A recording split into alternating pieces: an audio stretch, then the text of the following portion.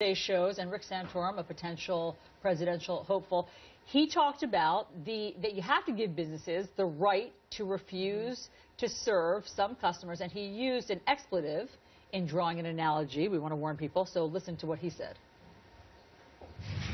Tolerance is a two-way street. If you're a print shop and you are a gay man, should you be forced to print God hates fags for the Westboro Baptist Church because they hold those signs up? Should you be forced to do, should the government, and this is really the case here, should the government force you to do that?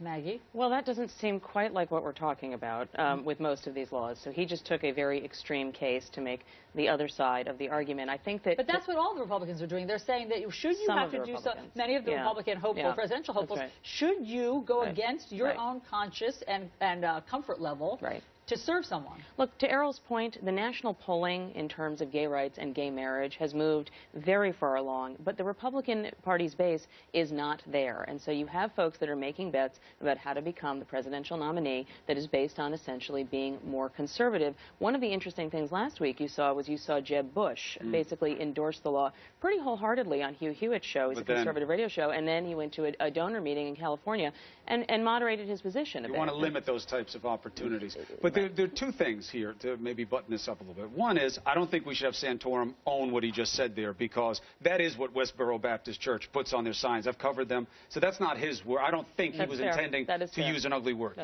Second of all, these examples that we hear about, also then when someone comes in and I don't like it, it's about protected classes. That's what's being lost in this. LGBT is not a protected class under federal law. So it comes down to the states. And if the state doesn't make them protected, then they're vulnerable in ways that these other groups are not.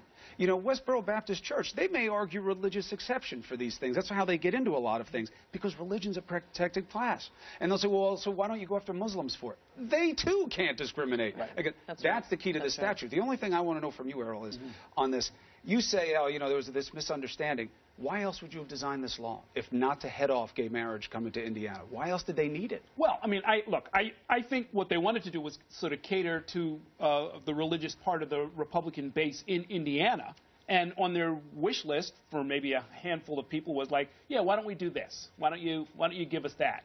And the legislators just made a gross miscalculation, because there are some rock-ribbed conservative members of the Indiana Chamber of Commerce, again, the Republican mayor of Indianapolis, who didn't want to see this, didn't want to bring this up. I mean, there is this question of, if you are doing business for the public, a public accommodation, you say all are welcome, I'll take everyone's business, you can't suddenly start discriminating against protected classes, the usual cast of characters, race, religion, national origin, and so forth. It doesn't include LGBT yet.